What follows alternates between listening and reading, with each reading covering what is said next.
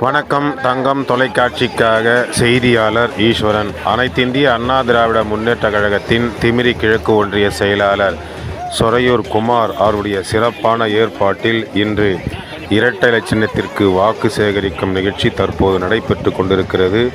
இதில் ராணிப்பேட்டை மேற்கு மாவட்ட கழக செயலாளர் எஸ்.எம். சுகுமார் அவர்கள், வேட்பாளர் ஏ.எல். விஜயன் அவர்கள், ஆற்காடு முன்னாள் சட்டப்பேரவை உறுப்பினர் வி.கே.ஆர். சீனிவாசன் அவர்கள், மாவட்ட சிறுபான்மை பிரிவு செயலாளர் அப்துல்லா அவர்கள் மற்றும் மாவட்ட மகளிரணி இணை செயலாளர் எஸ்.கே.